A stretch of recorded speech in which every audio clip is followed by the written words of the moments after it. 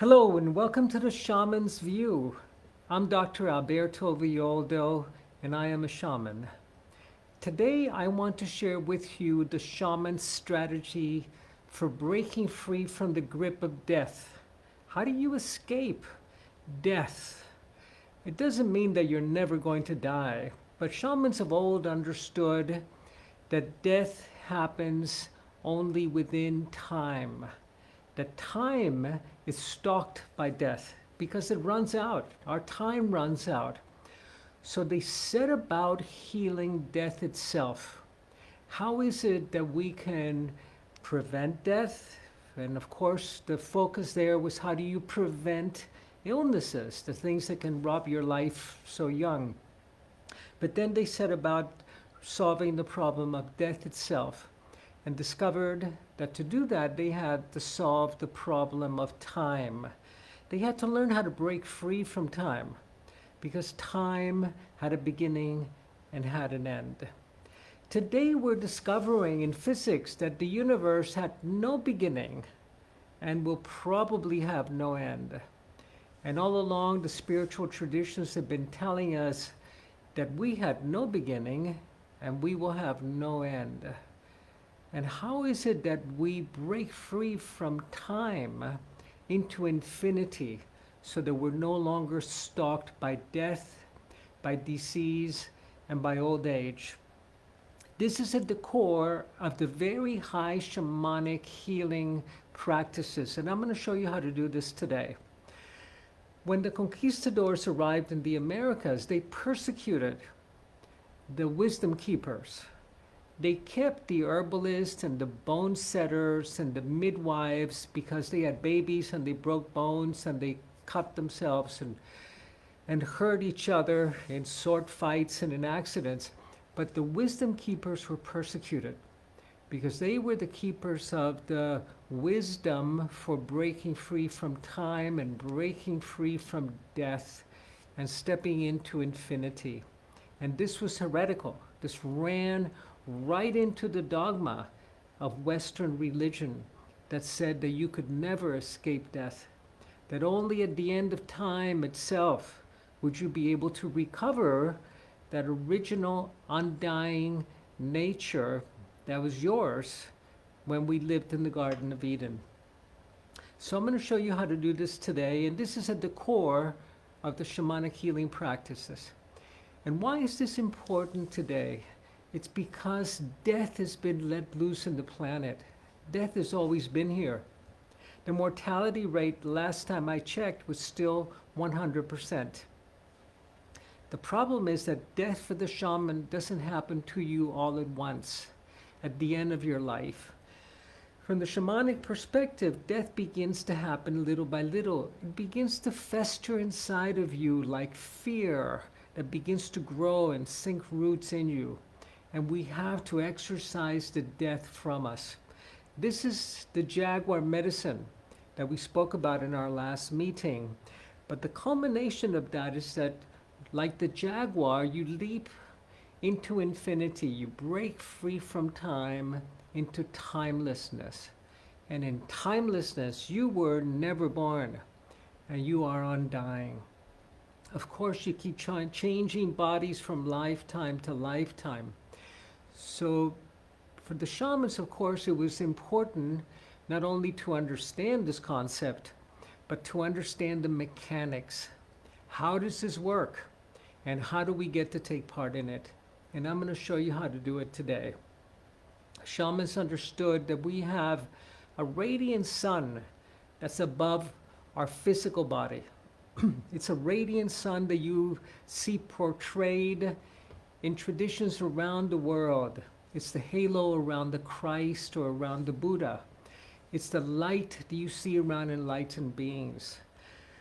This radiant sun rests right above our physical heads, outside of the physical body, but within our energy field.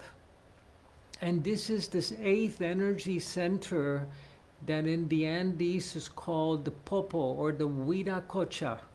Huiracocha means the source of the sacred. It's what we might call the soul. in our Western traditions. And from the shamanic perspective, remember the shamans were able to decipher the energetics. They were interested in how does it work? Not, don't just tell me about it, but show me. Show me how to work with infinity. Show me how to step into my infinite nature. And this is how we do it. I'm going to demonstrate it for you, and then I'm going to invite you to practice it together with me one more time. And that's going to be the building block for the hummingbird medicine that we're going to be stepping into in this lesson from the shaman's view. So let me ask you to bring your hands to your heart in prayer pose and drop into your breath. Take a couple of deep breaths.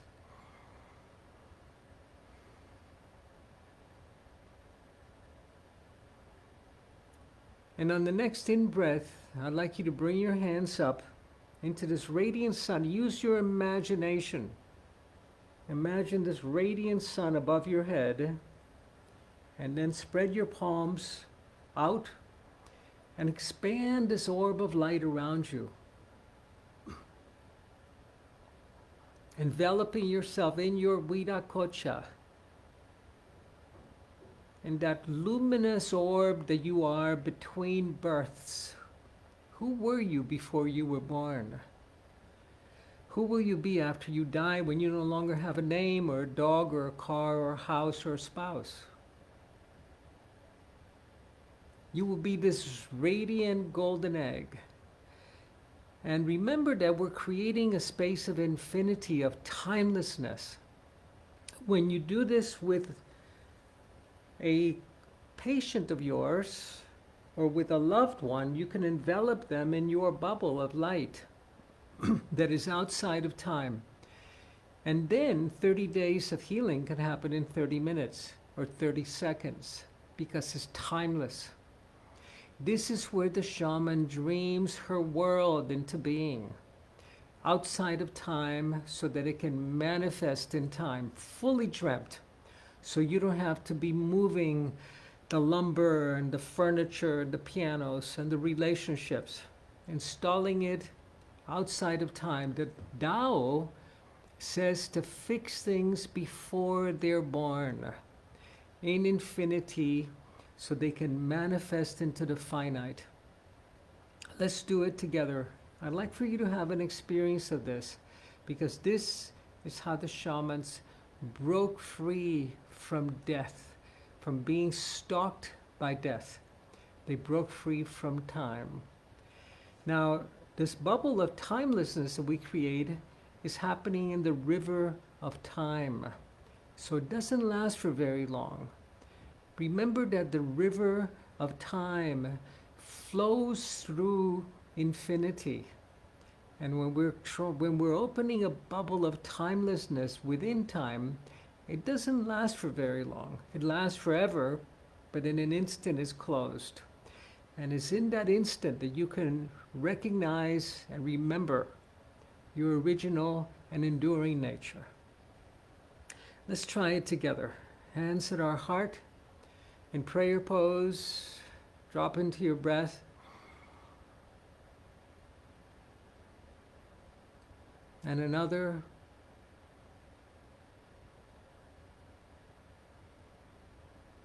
And on an in-breath, begin to bring your hands up into that radiant orb above your head, and turn your palms out and expand this radiant sun around you.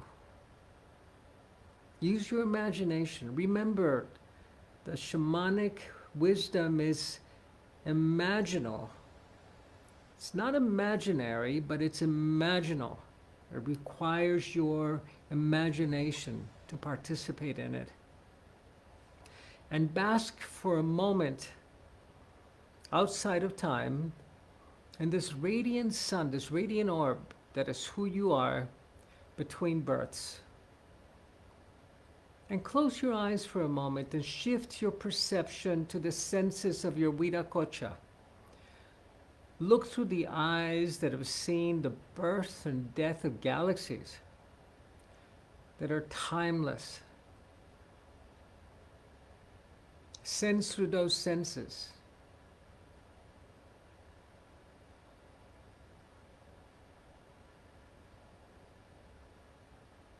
And allow that experience of infinity for a moment or two to inform your physical body, to heal your body, to exercise the death that lives within it so you can never be claimed by death. Because you've been claimed by life. Reside in this spot for a moment. Reside here for an instant, in this full moon. Reside here for an instant of timelessness. And while you're here, I'd like for you to recall that agreement that you made with Spirit before you took form, before you took a name, before you took a body, before you were born. What was that agreement that you made with Spirit before you were born? What did you come to do? What did you come to learn? How did you come to serve? Remember that agreement that you made with Spirit. Recall it. What mission did you choose to take before you were born? And remember that and bring that back to your heart, your physical heart, with a deep breath. And now bring your hands back to your heart center. Another deep breath. And on an in-breath, reach down and gather the folds of your Viracocha, of this radiant sun. Gather it into a great ball of light above your head. This is your Buddha light, your Christ light. And feel it. Feel this radiant orb above your head and bring this light into your body. Healing and renewing your physical body. Reinforming the body from that source that informs all life.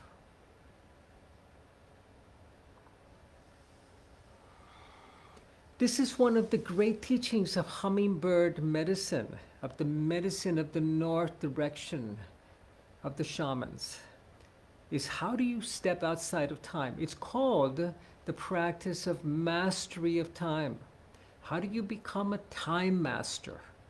When you're able to practice this successfully, you can help a loved one or a patient to journey back to an instant, to a moment in the past where they suffered soul loss, to a traumatic moment where part of their soul fled, and you can help them recover that soul part and bring it back.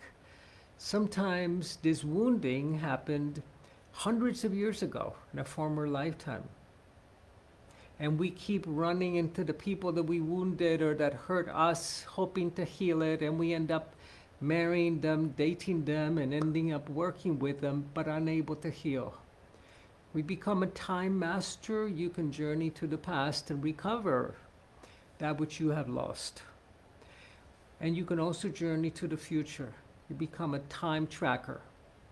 You're able to lead the hunters to where the buffalo are going to be the next day, or to lead the fishermen to where the fish would be the next morning, or lead yourself and your family and your village, your tribe, to who they were becoming 10,000 years from today. This is such an important skill in these moments that we're living in, when we have no idea what tomorrow is going to look like, that we know there's no new normal, that we know that this is an entirely new chapter in human history. How can we track who we are becoming and allow the future to inform us? As a master of time, you're able to track a desirable destiny and install it in the timeline of your people, of humanity, of your family, of you, of your village. And then the future can reach back like a giant hand and pull us towards who we are becoming, instead of being informed only by our past, only by who we have been, only by our ancestors and the history of violence, which has been the history of humanity. This is a time to break free from time. We have run out of time, and the indigenous prophecies speak directly to this. They say that this is when time ends. This is the end of time. It's not the end of humanity or the end of the world. It's simply the end of time. And it's not only the end of an era, but it's the end of a particular relationship with time that has kept us bound to the past. Because the only kind of time that we know in the West is linear time, that flies like an arrow, where the past has already happened and the future is predetermined by the past. So that you go to your doctor and she'll ask you, what did your mother die from and what did your father suffer with? And these are the genes that you inherited, and they're predisposing you to get sick and to get old and to die in the same way that they did. Or you go to your therapist and he'll ask you, well, tell me about your childhood. Because we know that it's your childhood trauma and your childhood injuries that determine who you are today. The shamans say, that's baloney. You are also the product of who you are becoming. You're the product of the future, not only of the past. But to do this, we have to end this particular toxic and very masculine relationship that we have with time, that has been defined by a very toxic and very masculine mythology and very masculine reductionistic science that says that everything operates on causality, on cause and effect, and that we're always the effect of an earlier cause. When the shamans say, no, causality does operate. Your car is going to be where you left it, hopefully. But there's also synchronicity. Synchronicity is the non-causal experience of events just happening magically. The coincidences in life. Carl Jung spoke about this. Synchronicity, being in right relationship with all of nature, with all of life, with the ancestors, and with the future. You break free from time, from linear time that flies like an arrow, and you enter this kind of time that turns like a wheel and that figure eights back onto itself and pretzels and does all kinds of strange, miraculous, amazing things that allow you to chart a course through destiny. Because when you don't break free from time, you're caught in causality and in fate. And fate is fatal. It's preordained for us by what has happened before. So take this as an opportunity now that everything has been turned upside down for the better or for the worse, depending on how you engage it. Take this as an opportunity to break free from time itself, to begin to be informed by the future, by who you are becoming, to escape from the grip of death, because death has already been selected for you and for me. Death has been selected by what we call statistics, the bell curve, that tell us that we're going to die a horrible death from cancer, heart disease, dementia, and with Alzheimer's. No, we want to become an outlier in that bell curve.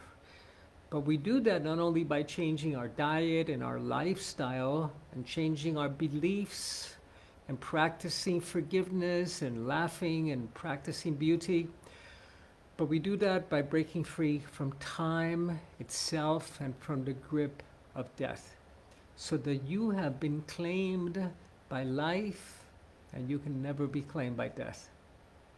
Try this practice tonight. Try it with your beloved. Sit in front of him or in front of her. Breathe together and bring your hands up into your Viracocha, the source of the sacred.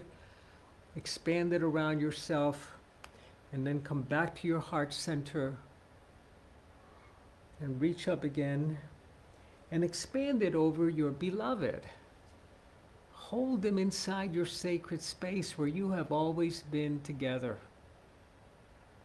And then when you're finished, gather the folds of your Viracocha once again into a radiant orb above your head, staying with your breath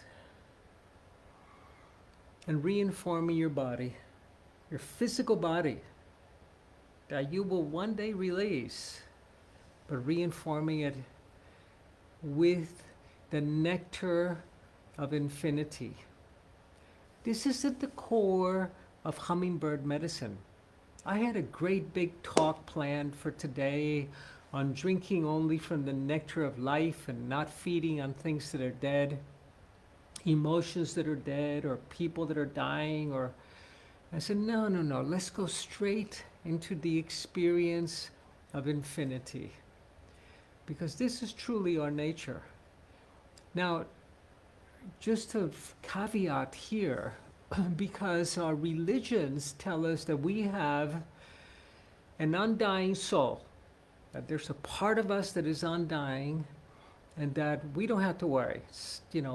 That undying part will continue, and then at the end of time we'll be resurrected and live forever happily. As shamans go, no. The end of time is a really long time to wait. How about tonight? Let's awaken that part of ourselves tonight. And this kind of immortality is not guaranteed. That we are like the cats, we're like the jaguars that must leap from one life to the next. That we have 9 lives like the jaguars do. Not that we have 9 lifetimes only. We may have 100 or we may have 3.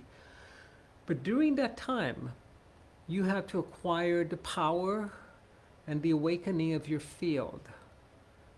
And then if you did that, you would take your consciousness with you into eternity, into infinity.